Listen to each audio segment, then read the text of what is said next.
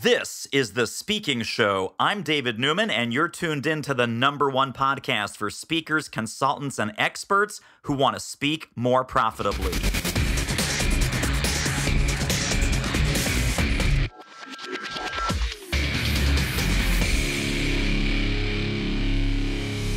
Theresa French, you are here. I'm David Newman. I'm here. We're talking about focus.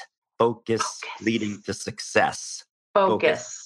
So, entrepreneurs have different words for different things. If we were running a big corporate entity, or if our clients were running a big corporate entity, we talk about all these words like focus, positioning, Intention. packaging. Yeah. You know what big companies call that? Foundational strategy. Foundational strategy. What business are we in? Who's our customer base? Why do they buy from us? And as entrepreneurs, pardon me, I'm already crying. This is so sad. I'm choking up. I'm taking a cough drop. Don't worry. Okay. Just don't choke on the cough drop, okay? But big companies call this foundational strategy. And we somehow, as entrepreneurs, speakers, consultants, coaches, we think it's optional. Is it optional? It is not optional. Not optional. So the first thing, because a lot of folks come in and they say, well, I don't know what it should be. It's like they're waiting for a sign from the universe. And so the first turnaround on this topic of focus is it's not going to emerge by itself like a magic unicorn coming out of the mist. You are in control. You get to decide, you get to define your focus, where your energy goes, what marketing activities you're doing, what distribution methods of your expertise you want to sell, how much speaking, how much training, how much coaching, how much consulting, how many CEO roundtables, at what fee, et cetera, et cetera, et cetera. So there's all these foundational decisions. And if you lose focus on even one of them, what tends to happen?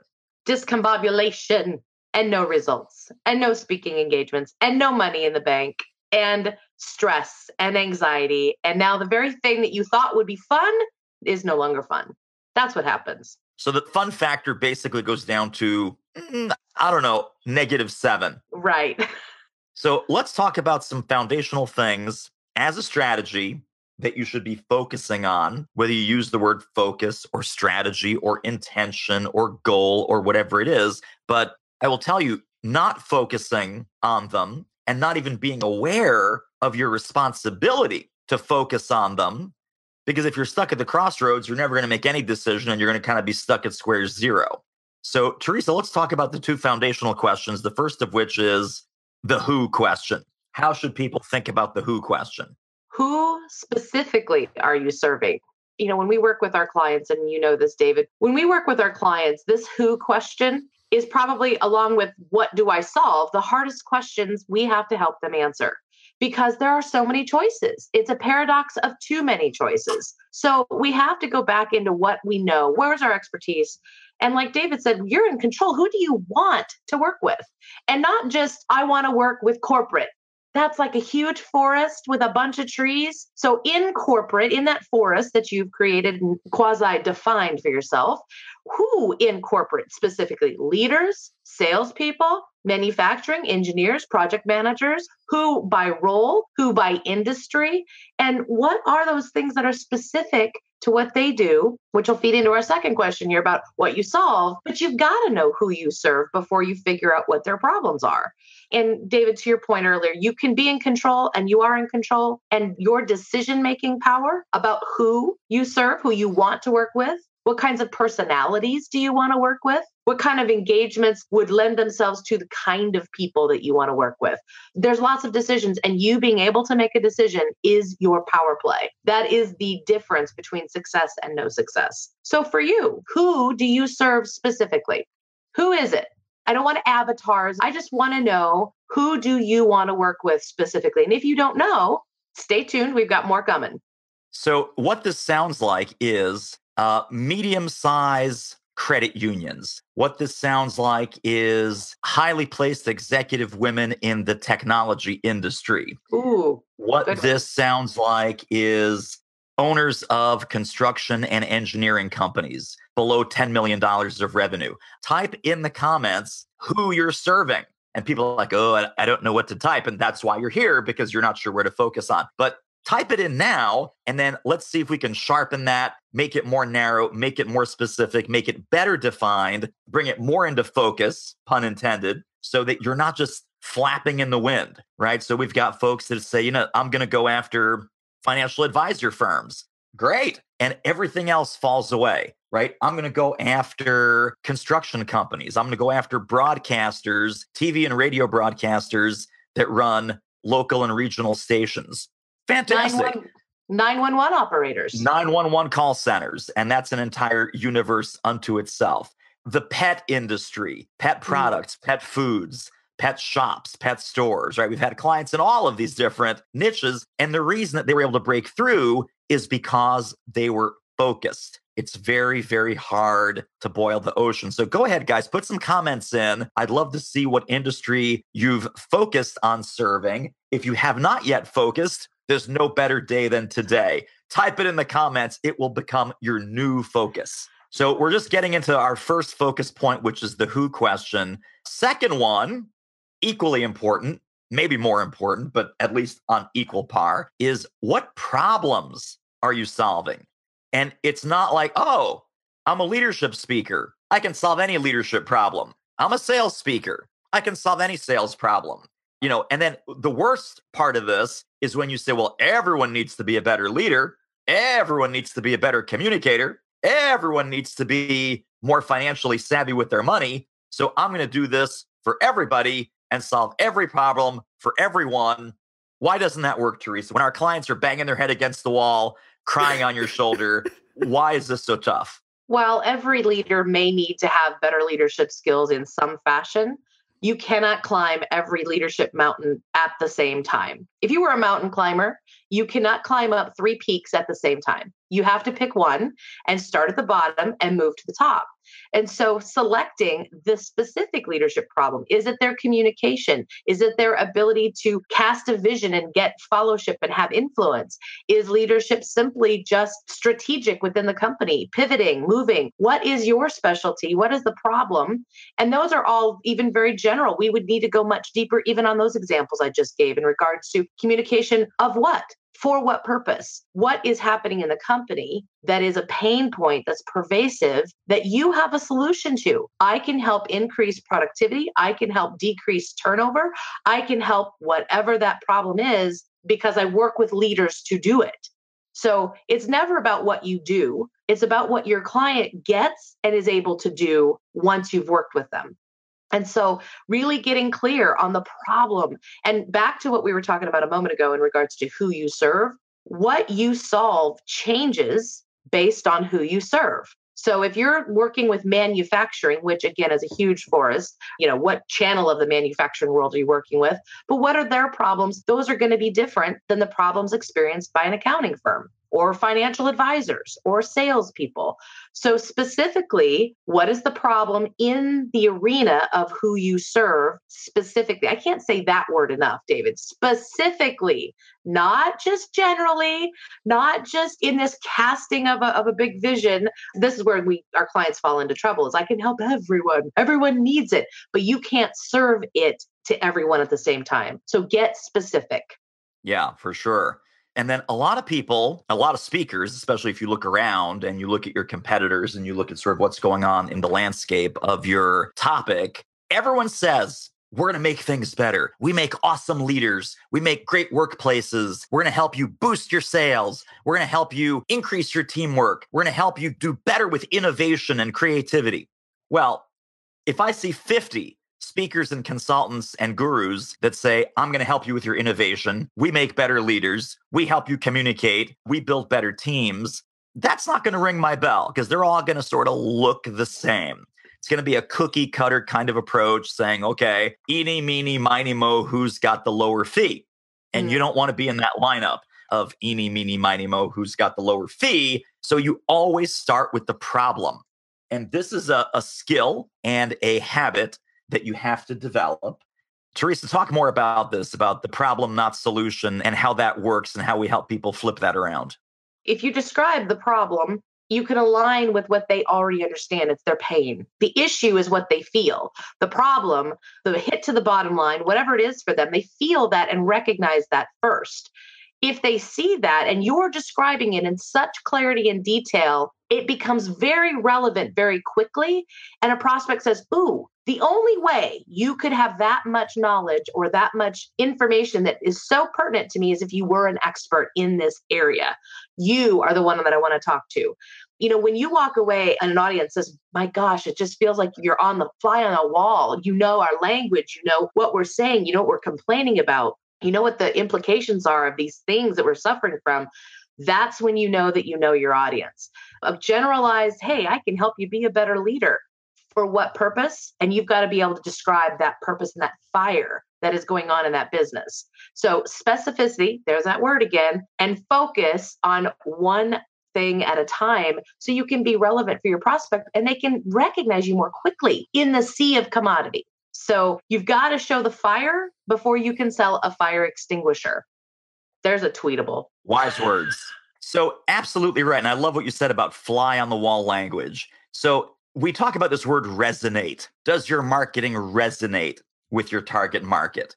Does your marketing connect, right? In our program, we talk about the GNW factor, which is about, do they get it? Do they need it? Do they want it? If they get it, like they understand what you're talking about, they need it, that they know this is a problem. They recognize that this is a heartache or headache or challenge or gap. And then they want it, meaning there's a desire to solve the problem. The more urgent, the more timely, the better. So the get it, need it, want it factor is only going to resonate with them if, just like Theresa said, they feel that you have done X-ray vision into their soul and you know what they're thinking about the problem. You know what they're feeling about the problem. You know about the emotional cost of having the problem. And you know about the emotional payoff that they are desperately seeking once they solve the problem. What is the emotional payoff, or what emotional state will they be in? Will it be relief? Will it be safety? Will it be security? Will it be control?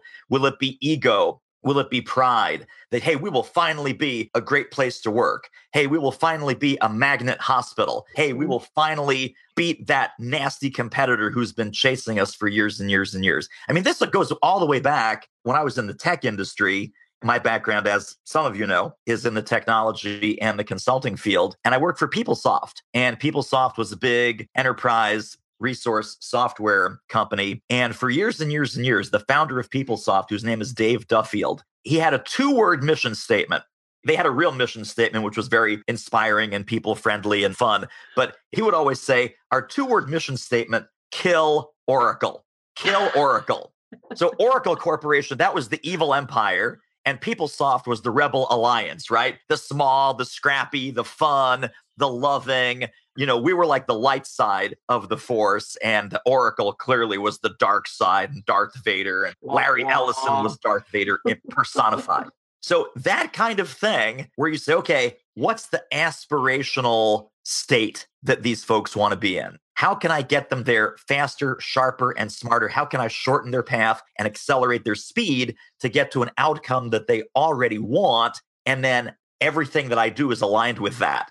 Your speech topics are aligned with that. Your consulting programs are aligned with that. Your coaching value prop is aligned with that. So what that means is, of course, that in order to focus on the problem, not the solution, you also have to focus on them and not you. And we see this all the freaking time. Theresa, talk about how hardwired this is in some of our prospects to do the I, me, and my thing. I have a program that I hope that you will be interested in because I'm available for this month for that speaker. And I think this would be a great fit for your people. And I'm amazing because I've been featured on this channel and that channel, and I have this certification. And if you want an indication to figure out if you are truly client-centric, them focused, not you, count the number of I's in your next outreach email. If you're doing outreach email. There's 3 words, right? I, me, and mine, and they're all bad. And we run into this all the time. So when we say, what problem do you solve or who do you serve? we come up with this, we go back to that safety net of what we know, because we know that best. That's what we're intimately aware of. We know our content, we know our philosophies, we know our frameworks and methodologies, and we talk so much about the input model and method, and we forget that what that does is what they want. So what are your problems? What kinds of struggles and challenges are you facing in the area of turnover, churn, culture, diversity, leadership, et cetera, et cetera? And how do I have a conversation that is a discovery conversation around them, their scenario, their situation, and are they aware of the implications if they don't fix it? That's what you need to find out. When you talk, when words come out of your mouth, if you discipline yourself to begin being an insatiable question asker, the asker, not the teller, you will see an immense difference in your connection with your prospects and in your success. It's got to be about them. And we can say this till we're blue in the face. And we can do. coach people and we can rewrite. And then they'll come back a couple days later and they go, well, how's this? I'd like to talk to you about my program. Here's my videos. Here's my blog. Here's my website. Here's me in action. Here's my testimonials. Is that better? No. And it's almost like, do you have a hearing problem? Do you have a thinking problem? Do you have a hearing problem and a thinking problem? This is one of the rare problems. And I don't know if it's because of our ego or what it is. This is one of the rare problems where awareness of the problem does not get you 80% of the way to fixing it. Most problems, especially with marketing and sales and business development, when you say, oh, you're doing it this way and you should do it that way, and be aware of this bad habit, they go, oh, okay. And they get it. And then awareness literally is 80% of the way towards the solution. For some reason, we tell people, we coach people, we rewrite their material, we rewrite their homepage copy, we rewrite their one sheets, we rewrite their program descriptions. They'll go and they go, well, no, I didn't like it. And so I rewrote your rewrite. And it rubber bands right back to the I, me, and my stuff. I mean, it's unbelievable. So hardwired. So hardwired. So I have an idea. Yes, David. See what I did right there? No. You can benefit from some outside objective advice so that you take the blinders off. You really see what's going on in your speaking-driven business. And that's by booking a call with our team. doitmarketing.com/call. And we're going to do a deep dive, objective diagnostic about your speaking-driven business, what's working, what's not, relative to all of these things. Focus issues, strategy issues. Who are you serving? What problems are you solving? What kind of language are you using? So we're going to look at your marketing, outreach, prospecting, closing. We'll look at your fees and your revenue game plan and make sure that you're enforcing a revenue game plan that is sustainable for the kind of speaking-driven business that you want. And the cost of that call is zero. Nada, nil, zilch, or Zada. How about Zada and Nilch? It's Zada. Let's just stick with Zada. Nilch and Nero. Nero. There we go. It's free or Zri or whatever the word is for no cost. So I would encourage you, if you've been watching our webinars, and I know you, I see you right now. I see you. You've been watching the webinars, watching the Facebook Lives, opening the emails. All of that is great.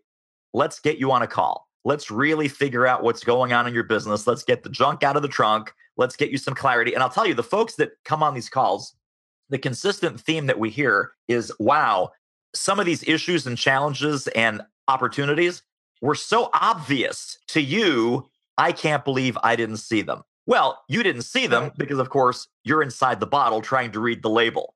So get some outside objective advice. Let us help you through some of these things. When you go to doitmarketing.com/call, calendar's going to come up. Pick a day and time on the calendar. We even have some time this week. And then you'll get a quick questionnaire, kind of fill us in on where you are and what you're up to and where you'd like to go. And then we will spend 45 minutes 100% focused on you to get to this last point, right? You, not us, but you. Where you need to go, what you need to upgrade, what you need to improve, and where you need to close some gaps. What we find most common with all of our clients is when you get to practice this, when you get to actually talk out loud about your target market and who you serve and what you solve, you get to practice. And this call, this 45-minute call, it has the potential to be one of the most valuable calls you've had in a really long time, because you'll get to talk about this, and let's fine tune and hone and give you some suggestions and marching orders from here to make 2019 an amazing year. So book a call, doitmarketing.com/call. And even though the call costs nothing, Zada, nilch, zero, our next topic is expensive, very expensive. So we've been talking about the benefits of focus, and sort of the elephant in the room on this is focus is expensive. Does it cost money? It does not cost money. It doesn't cost you money financially. Theresa, why is focus expensive? What are we talking about with this one? It costs you time, which is actually more valuable than anything else. It costs you fear, uncertainty, paralysis by analysis. It causes you that doubt that what if I'm doing it wrong? But if I do everyone, something's sure to land. If I'm wide and not deep, then certainly something's got to come through to me. And you end up chasing your tail for a really long time instead of creating the kind of results that you know in your heart you're able to, but you're not executing on the right things. You're not taking the right actions or doing the right work in the right order because you're not focused. You're all over the place. And the squirrel disease is a real thing, but you don't need 1,000 nuts. You just need 1 or 2. So focus can be extremely expensive and ineffective, lack of focus, I should say, because you're spending your time on all the wrong things and you're not dialed in. You're not effective or efficient. And I think the uncertainty and the paralysis by analysis is probably our biggest issues that we deal with most of our clients. Would you agree with that, David? For sure. For sure. I mean, everything boils down to focus. I mean, we heard from Joe yesterday in our clients only group, and how as soon as he got focused, things took off like a rocket. Somebody that we're working with right now, Gordon's a focus machine now. He says, well, I've been working for years to dial in these pieces. The moment that you guys helped me get that focus, everything became clear and the floodgates opened. We're kind of like trying to tell our other clients that are in the group going, hey, do what Joe did. Hey, do what Gordon's doing. Hey, tap, tap, tap. That's the key. That's the path, because without that, you're never going to make it. So think about, you're at a crossroads, and some roads go to the left and some roads go to the right, and some roads maybe go behind you, and they're like, oh, that's where I came from. You stay stuck at that crossroads, how much money are you going to make? How much progress? How much mileage will you put on your car if you're sitting there idling going, left turn, right turn, go back to where I came from? Meanwhile, the gas tank's going like this. You're sitting there, you're burning up fumes, right? In fact, you're inhaling your own fumes. And you know what happens then? So focus is expensive emotionally. That's what we're talking about. That's right. As soon as I tell you why this is important to be very honest and upfront when it comes to these emotional aspects of running and growing your business. If we just told you, hey, focus, come on, focus. Get focused and get going, you'd have all this emotional turmoil going, I don't feel good about this. I don't feel safe. I don't feel strong. I don't feel confident anymore because now I have all these choices. Okay. So now we're telling you, you're not going to feel confident. You're not going to feel strong. Nope. You are not going to feel that you have this totally mastered on day one. But you know what? Once you start making some decisions based on that focus, and you start to see some results based on that focus. And you'll see these very, very early on. Like Gordon, literally, he got focused a week ago. And like for our last 2 calls, he's been like, oh my God, this is awesome. This opportunity, this prospect showed up. I reached out to these guys. I connected with this association. I've got 5 gigs on the calendar for follow-up. Why? Because you can't go in all directions at once. No. You can go in one direction, miles at a time, but you can't go in a whole bunch of directions, 3 feet here, 5 feet here, 10 feet over here. Let go of that. Understand that focus is expensive because of phantom opportunity cost. Oh, yes. I just made up a new word. Hashtag. Phantom opportunity cost. That's so right. Let's talk about the flip side of this, about how focus, once you get it, not when you're first thinking about it, which is scary, but once you get it, what kind of doors start to open for you? So focus is profitable. Why is focus profitable? Because now you know what you're on the planet to do. That's right. And Theresa, what else? Well, it compounds on itself. So as soon as you are going in one direction, all of the little verticals that are related to that one direction start to appear. It's like a radar that boop, the little blips start to go off. You are now focused and targeted, and in that stream, everyone else starts to see you as the expert. And that's where that incoming business starts to get a little momentum. You're not pushing the boulder up the hill by yourself any longer.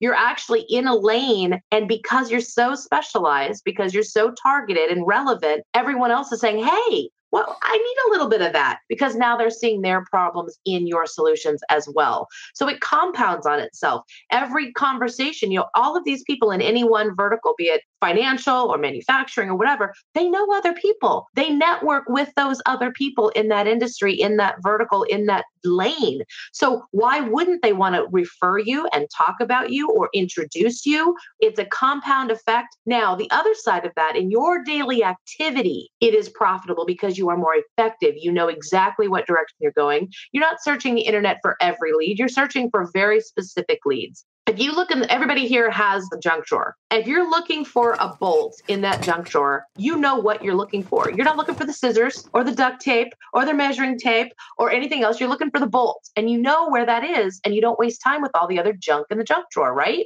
So this is that same idea. And the other thing I wanted to say, David, going back just a little bit, what we hear most is, I thought I would be further along than I am right now. And you're not further along than you are right now because you haven't moved the car in one direction or another, and you're running out of gas. Because taking no action or taking discombobulated all over action that's not effective doesn't move you forward. It keeps you stuck chasing your tail. So it's profitable because you get to be more effective and a better commander of your time. So I don't believe in time management. I believe in time prioritization. So when you have a 24 hours on the calendar, just like the rest of us, use that based on the priorities that you're set, your goals, your focus, and your specificity of the direction that you're going. That's how you make the most of every one of those 1,400 and some odd minutes a day. Yeah. Oh my God. Absolutely. And there's a new hashtag now, Time Commander. I love it. He's a superhero. That's And right. no big surprise, Theresa, with your first initial being T. Time Commander, of course, has a big seal on his or her uniform with a big T. Time Commander. Oh. And hopefully a Flavor Flav big rapper clock. Yes. Oh, yeah. Yeah. Big We're doing clock. that. We're doing But that. I'll tell you, you said something so on point. When you said, when you get focus, it speeds up the car. Mhm. And when you don't have focus, you're running out of gas. Not only are you running out of gas, when you're running out of gas, the car slows down. So that same feeling about, man, I wish I'd be further along by now. I don't know what's wrong. It's probably a lack of focus. And you were going 80 miles an hour, and then suddenly you're going 50 miles an hour. Then you find yourself going about 37 miles an hour. Now you're kind of cruising about 22 miles an hour, and these other cars are flying by, and these big rigs are going, woo! And you're like, what do they have that I don't have? Well, their tank is full of gas. In this case, gas is focus. And they have a clear path. Focus, right. And they're heading in one direction at 80 miles an hour, and they're not scratching their head figuring out, well, which of these 17 things should I be focused on? 17 topics, 17 markets, 17 programs, 17 distribution methods for my expertise. No. So don't David, do that. This is our new metaphor. I'm like the visions in my head. It's like a car in a downtown neighborhood taking a right and taking a left. Well, let's circle this block and see what's here. Let's go around that corner and see what's there. Where people on the superhighway are going straight ahead, full blast, full clear path, no barriers. And we put all of these stupid barriers because we're trying to chase things that are not in our lane. Stay in your lane and stay out of downtown Minneapolis or downtown Philly. Well, isn't that a great image? Just circling around the block, going, I think I lost my hat here somewhere. Is my hat over here? And someone else is wearing the hat, and they're cruising like 80 miles an hour down the highway in a Ferrari. You both have a hat, but like one is like, is this my hat? Should I wear the green hat or the red hat or the blue hat? Just, dude, pick one. Pick one. Right? The best advice, Theresa, that you give our clients, and I've heard you do this multiple times, is decide for now. That's right. Decide for now, focus for now, become time commander. Be the boss. Be the boss of your time. Be the boss of your business. Just be the boss. But Theresa, I'm following Yes. this guru and they're a generalist. I'm following Tom Peters and he talks about all kinds of things. And I'm following Alan Weiss and Seth Godin and I'm following all these gurus and they talk about whatever they want. One day it's marketing, one day it's leadership, one day it's teams, one day it's women, one day it's design, one day it's self-confidence. They're not a one-trick pony. I want to do what they're doing. Don't. Thoughts on that? Right. Nice. Don't. Okay, Just moving on. Next point. Moving Next on. point. And Karen brings up a really great point. A man who chases two rabbits catches neither, Confucius says, and ends up down a rabbit hole. Absolutely. And that's the famous philosopher Karen Buxman who added that onto the Confucius piece there. Just That's because right. she has self-attribution there that just, Confucius said this part, but I finished the thought. I love it. I added to Confucius's Yes, thoughts. exactly right. So shall we talk about famous generalists and why that is such a deadly myth and a sort of non-example? Go for it. Absolutely. So here's what happens when you look at Tom Peters, Seth Godin, pick the guru of your choice. They are so far ahead in their career trajectory that you might be at step 7 or step 17 in your speaker, coach, consultant, expert business, but you're looking ahead to a Seth Godin who's at step 77, or a Tom Peters or a Jim Collins who are at step 94. And then you're comparing your step 7 or your step 17 with their step 94. So, well, they're generalists. I'm just going to go do that. Did not start that way. Did not start that way, right? So Seth Godin had one topic on day 1. It was permission marketing, period, end of sentence. That's marketing, right. Permission marketing, how to stop spamming the world and start adding value. Permission marketing, seminal book. Tom Peters was a management consultant at McKinsey, left that job in 1982, wrote a book called In Search of Excellence, and he was a management consultant, freelance management consultant and management speaker. And his one topic was executive leadership and management. And that's it on day 1. That was it. Jim Collins, right? Operational excellence. Mm-hmm. So good. If you read Good to Great, it's funny because all those companies are out of business right now. Most of the companies that he wrote about 15, 20 years ago are not what they used to be 15, 20 years ago because we're living in such a crazy time of disruption and change. But he was an operational excellence consultant. Companies hired him to improve their operational excellence. He's a Stanford MBA. He taught at Stanford. Then he went out after writing the book and he did consulting on that one thing. Now, fast forward, add Tom Peters plus 20 years, add Seth Godin plus 20 years, add Jim Collins plus 20 years. Now they push their elbows out and they can have a bouquet of interrelated topics, or they can have a catalog of things because you know what? Number one, they've already climbed that mountain. They've already climbed the first mountain and been very, very successful. And at this point, they don't need the money. Right? They're good. They're set for life. Now they can have fun. Now they can say, well, I have something to say about women in business, says Tom Peters. I have something to say about our education system, says Seth Godin. It's like, okay, bring it. They already have the audience. They already have the platform. So Seth Godin will sell 1 million books. He puts on his blog, I have a new book coming in June 2019. He'll get 100,000 pre-orders like tomorrow. So he's not concerned anymore about the narrow specialization. But for where most of us are, most of us mere mortals, the next focus item is go narrow to go big. Go narrow to go big. You're going to do the bow tie, aren't you? I'm doing the bow tie here, but first, why don't you give us kind of a preview on this one? This has been your concept all along. And so I think you're a better professional at this, but you're just going to throw it back to me. I am going to throw it back to you because it's so epic and you have learning aids. I do. I want you to be able to use those. So I'm going to throw it back to you and show us the bow tie. So this is your business right now. And there's 2 parts of this diagram before I start to get really crazy and mark it up some more. A lot of people would do this on an iPad. New piece of technology. This is my pad. This is my pad that I use. All right. My pad. All the haters out there, it's like, dude, can you just go buy an iPad, please?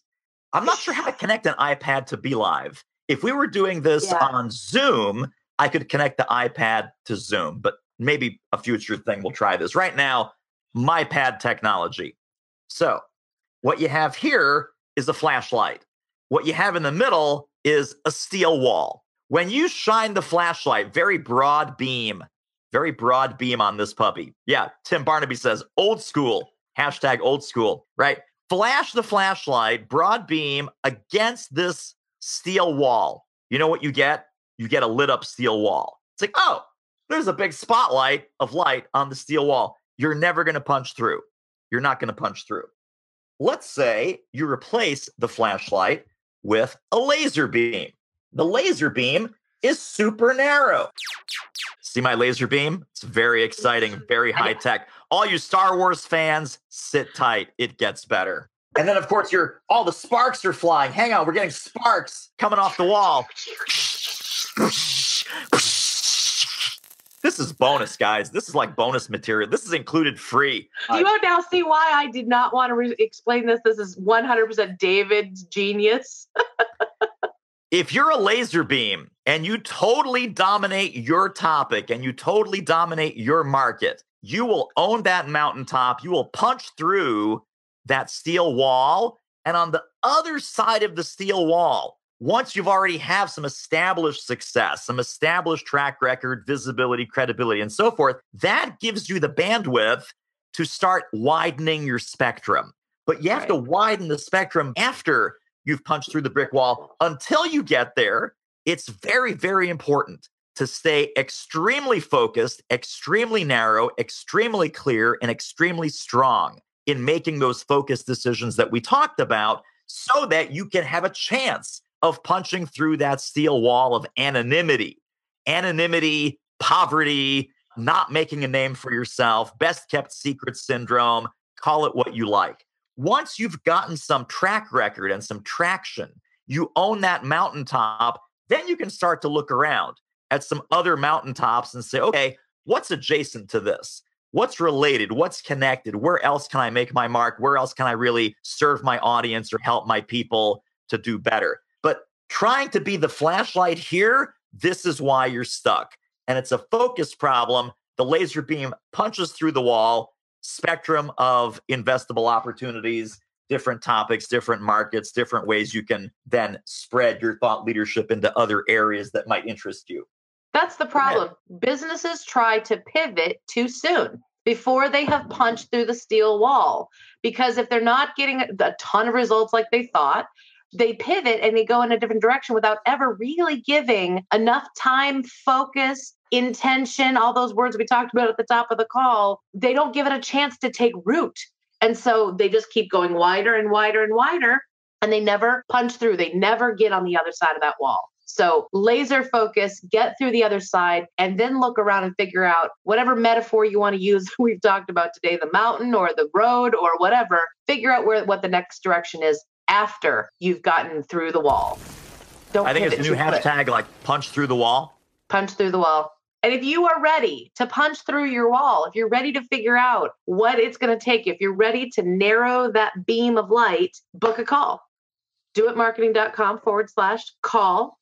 Easy to remember, easy to type into a URL. We are ready to get on a call with you and help you figure out what needs to change. We'll talk about your service model, your business model, your revenue model. We'll talk about target, topic, all of that, and figure out where have you been, where you want to go, and what's keeping you from getting there. More than likely, it's that lack of focus. So get on a call, doitmarketing.com/call. We are waiting in the wings for you to have a call that you will treasure all throughout the year. Are we really waiting in the wings? We are. Really? I am. Yeah. I'm waiting with bated breath. I'm waiting on camera. I'm waiting right here. I'm like, who's next to book a call? I mean, who's on the calendar? Who's coming in? I don't know. I'm here with you, so I really wouldn't know. What's the best way to talk about these calls? For some, it has been literally life-changing, business-changing. Right, for sure. And let's also be clear about what these calls are not. So these calls are not a pitch for our services. I would say about 30% of the time, we talk to people, we give them some marching orders, we give them a roadmap and a path and a plan, and they say, can you help me with this? And we go, we're probably not a great fit to help you with that. But here's some resources, here's some tools, here's where you want to go with that. So If you want our help, we can talk about that. If you're a fit, we may invite you in. We may not. That's not the purpose of the call. The purpose of the call is to really give you some strategic clarity and some focus and some momentum and some direction, whether it's with our help, on your own, with someone else's help, doesn't matter. It's about getting the path and the plan clear so that you're no longer stuck at the crossroads. Nothing makes me happier than someone that says, we were on a call 6 months ago and, we ended up not working together, but I finally figured some things out. Awesome. Now, if you have 6 months to burn, great, fantastic. Most of our clients don't have 6 months to burn, and they want the shortest possible path and the smartest possible plan. So at least to get the plan, let alone the mentorship, structure, accountability, guidance, and so forth, but at least to get the plan, go ahead and book the call at doitmarketing.com/call. If you want our help implementing, we can talk about that. It's really about giving you some help. We do this with videos. We do this right here with Facebook Lives. We do this with webinars. We do this with our blog posts. We do this with our social media ranting. We do this with our speaker 5-day challenge. We do this with all kinds of different methods and media. We are really here to be of service and to be radically generous and radically helpful. If business comes from that, great. But you know what? We're also walking our talk because we give every day exact advice to our clients. So be radically helpful, be radically generous, connect with the people that you serve the best and that you want to serve the most, offer value, invite engagement. So our version of offer value, invite engagement is chat with us for 45 minutes about your business. Let's see how we can help you. If we go on from there, great. If we don't, that's also great. And we're just here to help. Online, offline, video, webinar, podcast. I forgot the podcast. So you guys need to check out the podcast for God's sakes. It's thespeakingshow.com. Thespeakingshow.com. Yet another channel through which we help and serve and offer value and invite engagement to our tribe and our fantastic crowd of fans and followers and clients.